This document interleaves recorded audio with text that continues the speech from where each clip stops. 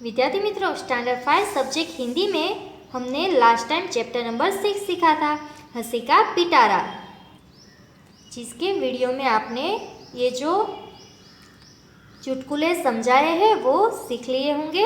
अब आपको नोटबुक में क्या क्या लिखना है, सबसे पहले तो ये 1 से लेके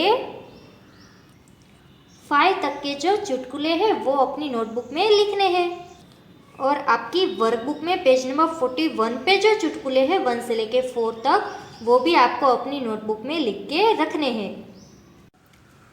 विद्यार्थी मित्रों, स्टैंडर्ड 5 सब्जेक्ट हिंदी में आज हम वर्कबुक में लिखने वाले हैं चैप्टर नंबर 6, जिसका नाम है हंसी का पिटारा। जो चैप्टर में चुटकुले दिए गए हैं आपको अपनी वर्कबुक में निकालना है पेज नंबर 41, जहाँ पे आपका चैप्टर नंबर 6 है। अब हम वर्कबुक में उसके आंसर लिखेंगे। आप भी अपने वर्कबुक में आंसर लिखते जाइए। क्वेश्चन नंबर 1, निम्नलिखित प्रश्नों के उत्तर लिखिए। यहाँ पे क्वेश्चन आंसर दिए हैं। नंबर 1 में दिया है, बेटे ने गधे को क्यों नहीं निकाला। अब हम आंसर लिखते हैं, क्यों नहीं निकाला था। बेटे ने गधे को नहीं निकाला क्योंकि माँ ने उसे गाय को निकालने के लिए कहा था, इसलिए उसने गधे को नहीं निकाला। ये जो बेटा था वो मूर्ख था, क्योंकि जो भी आए उसको निकालने की ज़रूरत होती है, वरना वो नुकसान कर सकती है। लेकिन इसके जो अक्ल है वो नहीं थी, इसलिए उसने गधे को नहीं निकाला। जो आप चैप्टर में चुटकुले में समझ गए हैं। नंबर 2, दूसरा दोस्त दीपक को मूर्ख क्यों कहता है। दूसरा दोस्त दीपक को मूर्ख कहता है क्योंकि दीपक मिठाई नहीं खाता। मिठाई तो अच्छी होती है, फिर भी ये दीपक नहीं खाता है, इसलिए ये जो दूसरा दोस्त है उसको मूर्ख कहता है। इसमें भी आपको हंसी आने वाली है, आप चैप्टर में समझेंगे तो। नंबर 3, सचमुच में व्याकरण की दृष्टि से दीपक क्या है।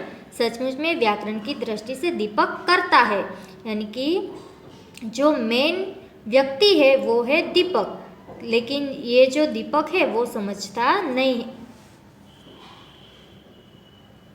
नौकर ने बिल्ली को क्यों नहीं भगाया।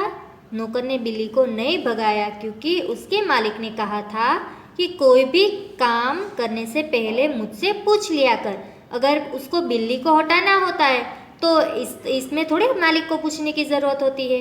लेकिन ये जो नौकर है वो भी मूर्ख था, इसलिए उसने कहा कि कोई भी काम करने से पहले मुझसे पूछ लिया कर, ऐसा मुझे मालिक ने कहा था, इसलिए मैंने पूछे बिना उसको भगाया ही नहीं।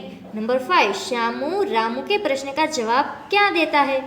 तो आंसर लिखिए। श्यामू रामू के प्रश्न का जवाब देते हुए कहता है, मूर्ख हो क्या, यह गधा नहीं कुत्ता है। और यहाँ पे आपको डबल इन्वर्टेड कोमा भी कंप्लीट करना है। अब नीचे और चुटकुले दिए हैं जो आपको रीड करना है। वो आपको जब भी टाइम मिले तो ये इसको रीड करना है और इसको एक बार नोटबुक में भी लिखना है। अब हम देखते हैं नेक्स्ट पेज नंबर 42, प्रवृत्तियाँ, यानी कि यहाँ पे एक्टिविटी दी है। नंबर 1, पुस्तकालय में जाकर चुटकुले पढ़िए और 5 मज़ेदार चुटकुले यहाँ पे लिखिए। उन्हें अपनी कक्षा में या प्रार्थना सभा में भी सुनाइए। अभी आप स्कूल में नहीं आते हो, इसलिए आपको कक्षा में या प्रार्थना सभा में सुनाने का मौका तो नहीं मिलेगा, लेकिन आपको क्या करना है, यहाँ पे कोई भी 5 मज़ेदार चुटकुले यहाँ पे लिखना है। कोई भी 5 जोक्स आपको यहाँ पे लिखने हैं। और अगर आपको अपने फ्रेंड्स के या तो आपके ग्रुप में किसी को भी सुनाना है तो आप सुना सकते हो, ऐसे गेम भी आप खेल सकते हो।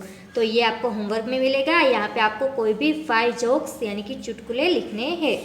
अब है नीचे का क्वेश्चन नंबर 2, और निम्नलिखित शब्दों के विलोम यानी कि विरुद्धार्थी शब्द है, ढूंढकर लिखिए। यहाँ पे आपको 2 स्टार दिए हैं यानी, और उस सब में वर्ड लिखे गए हैं।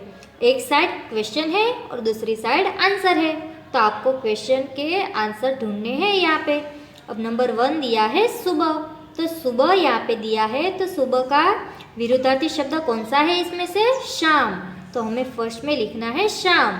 उसके बाद है दोस्त, दोस्त का विरुद्धार्थी शब्द होता है दुश्मन, तो ये जो दुश्मन है वो आपको सेकंड आंसर में लिखना है।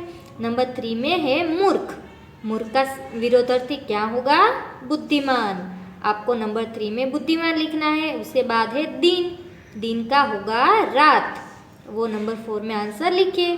नंबर 5 गलत, तो गलत का होगा सही, और नंबर 6 है सूखा, तो उसका मतलब होगा, उसका अपोजिट वर्ड होगा गीला। ये आपको लर्न करते रहना है।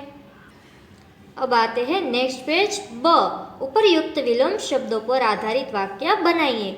हमने जो विलोम शब्द यानी कि विरुद्धार्थी शब्द ढूंढे वो यहाँ पे हमें क्या करना है, उसके ऊपर से हमें वाक्य बनाना है। लेकिन ये क्वेश्चन है वो आपको अभी ओमिट कर देना है, इसमें हमें कुछ भी लिखना नहीं है। क्वेश्चन नंबर 3 समानार्थी शब्दों की जोड़ियाँ बनाइए। इसी तरह से यहाँ पे कुछ वर्ड दिए हैं और उसके आंसर यहाँ पे है, वो आपको ढूंढना है। नंबर 1 में है दोस्त, दोस्त का समानार्थी होगा मित्र। नंबर 2 में है मूर्ख, मूर्ख का क्या समानार्थी होगा, बेवकूफ। नंबर 3 में है सुबह यानी कि प्रातःकाल, जो आपको यहाँ पे आंसर में लिखने हैं। और नंबर 4 में है वक्त यानी कि समय। इतना आंसर हो जाने के बाद जो ब है समानार्थी शब्दों का वाक्य में प्रयोग कीजिए, उसको हमें ओमिट कर देना है। यहाँ पे आपकी चैप्टर 6 की जो एक्सरसाइज है वो कंप्लीट होती है। आपको भी यहाँ तक अपनी वर्कबुक में लिख देना है।